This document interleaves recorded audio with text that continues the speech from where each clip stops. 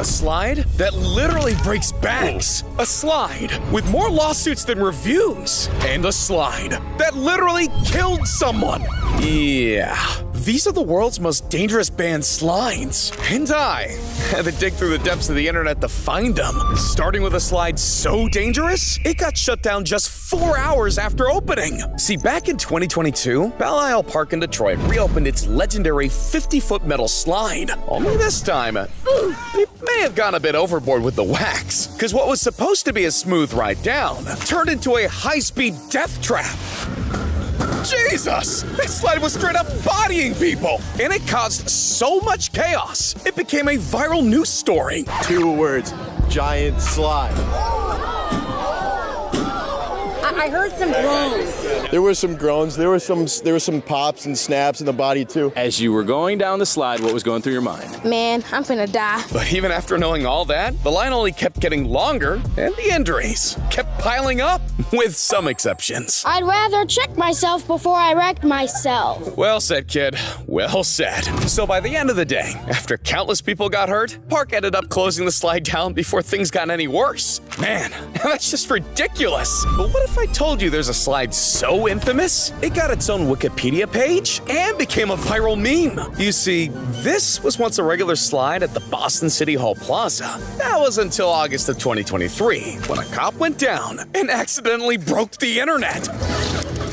Holy crap! The man got rocked so hard he lost his ammo and his handcuffs. And when the internet saw this video, they immediately needed answers. You had people questioning physics, asking for a Mythbusters reboot. Hell, some even wanted the slide arrested. I mean, no one could understand how a grown man could shoot out of a slide like a damn cannonball. So what did people do? They started traveling from around the country to try it for themselves.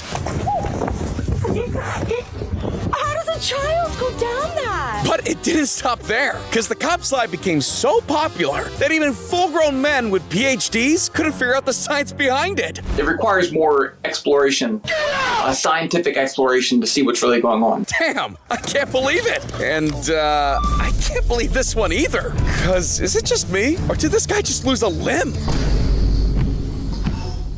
What the hell? Bro really got launched off this thing before even reaching the bottom. But at least the chaos only lasted 8 seconds. Now this next slide, on the other hand, gives you plenty of time to rethink your life choices. Because at 30 meters long and towering 14 meters high, the slippery dip looks fun. But for this guy right here, it's just one giant regret. Dan Duncan suffered a fractured leg, the worst of numerous injuries needing attention from paramedics. Dan's already had surgery but won't be able to go back to work for 4 months. Skydiving, horse riding, jet skiing, all that sort of thing, but yeah, the slippery dip got me. Poor guy had his dreams and his spine crushed. So park officials were left with no choice but to temporarily shut it down. And today, it's officially banned. Now on the topic of reckless rides, I bet you didn't know there was one in Spain that set a record for the fastest teardown in slide history. Yeah, this is Tobogán de Estepona, aka one of the dumbest slides ever designed.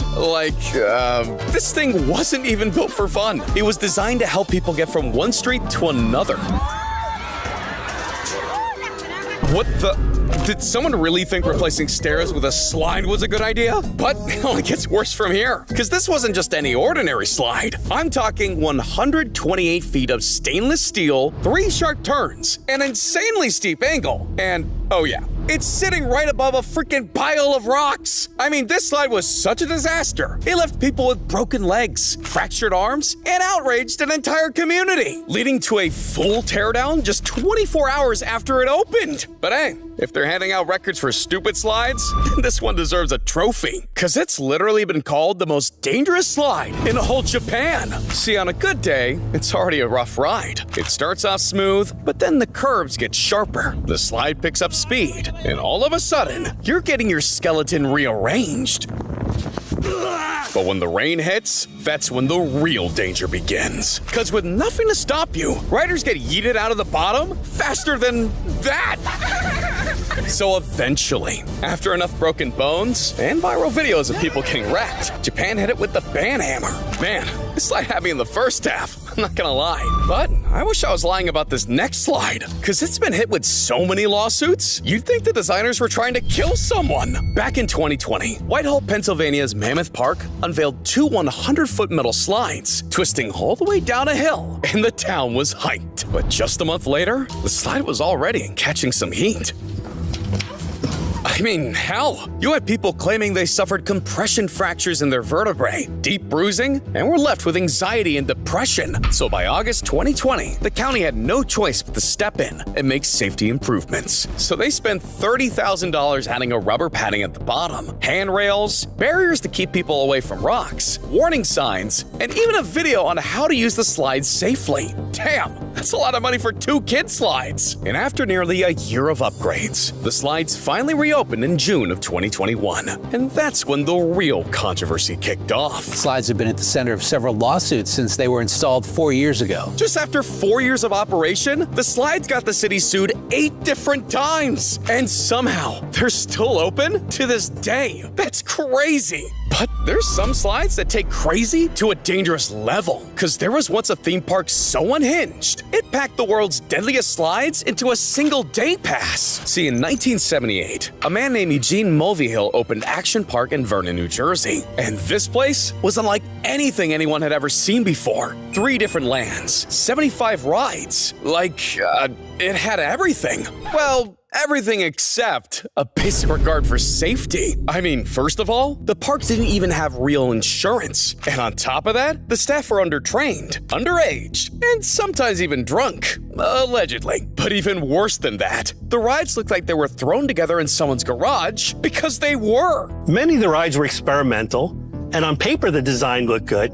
But in reality, once the ride was turned on, it was not fit for a safe ride by the average person in public. Take the Alpine Slide, for example. Between 1984 and 1985 alone, it racked up 14 fractures and 26 head injuries. And that's not even counting the time it actually killed someone. And that's just one of many. Because over at the park's infamous grave pool, they had 12 lifeguards on duty at all times. And they still couldn't keep up. I mean, it got so bad at one point that on busy weekends, they were rescuing up to 30 people. Until one day, when a 15-year-old didn't make it. Now, you'd think all these fatalities would cause the park to shut down, but instead, they remained open. And over the next 5 years, 3 more people died. Yeah, this place killed 6 people. That's insane. And yet somehow, Action Park continued to rake in the money, pulling over 1 million visitors a year. But in the 90s, their sketchy operation finally caught up with them. Injury settlements were piling up.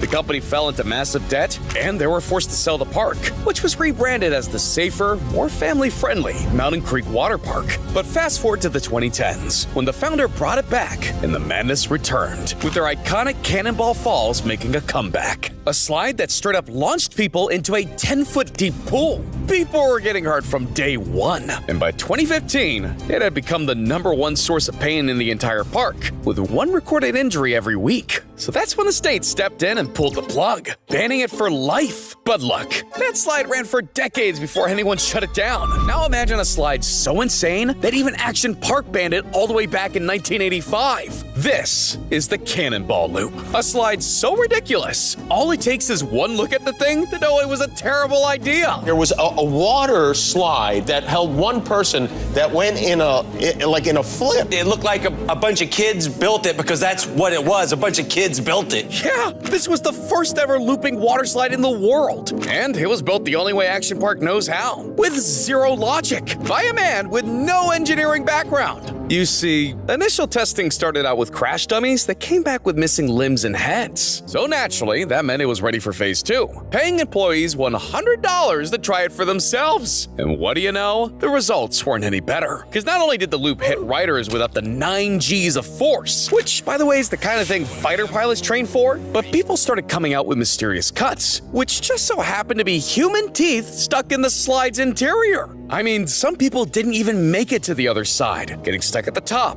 and forcing the park to install an emergency escape hatch. But even with all these problems, the ride still remained open for 2 years, until July of 1985, when it was finally shut down. Man, Action Park had a big problem, but Kansas City had an even bigger problem, and it was called verrucht. because this slide was so crazy, it literally killed someone. Yeah, standing at 168 feet tall and launching riders up to 70 miles per hour. This thing was designed to leave every other water slide in the dust. In fact, when it opened in 2014, it was the tallest water slide ever made. I mean, from day one. It was built to make history, and it did, just for all the wrong reasons. You see, the lead designer, John Schooley, had no formal engineering background, and instead of careful calculations, he relied on good old-fashioned trial and error. Like if something went wrong during testing, they just tweak it a little and set another raft down. And the problems? They were adding up pretty fast. No joke. Rafts were flying in the air one after another. So to fix it, they kept raising the second hill to force them back down. But they didn't just make the landings worse, it made the speeds totally unpredictable. Instead of redesigning the whole slide like they should have, they threw up some netting and metal hoops over the track. So yeah, if you went airborne, you had a way bigger problem. But despite all these issues, the park pushed ahead with construction, scrambling to finish before opening day. So when Verrückt finally opened to the public, it didn't take long for people to start getting hurt. I mean, in just 2 years, at least 13 people were seriously injured. And the entire time, the park decided to do absolutely nothing about it. Not even when staff reported the slide's braking system was failing, just days before tragedy struck. Yeah. See, on August 7th, 2016, 10-year-old Caleb Schwab was at the park with his family when he and his brother decided to ride Verrückt for the very first time. This was supposed to be one of the most thrilling experiences of this kid's life, but instead, it was his last. In Kansas City, Kansas, tragedy on Schlitterbahn's Verrückt. We are saddened to share that a young boy died. And investigators can now confirm Caleb Schwab was decapitated by the Verrückt slide at KCK's Schlitterbahn Park. A criminal investigation followed, and the ride never opened again. The public called it a death trap, families called it negligence, and the park called in the demolition crew. So today, there's nothing left of Verrückt, and no one's dared to build anything like it since.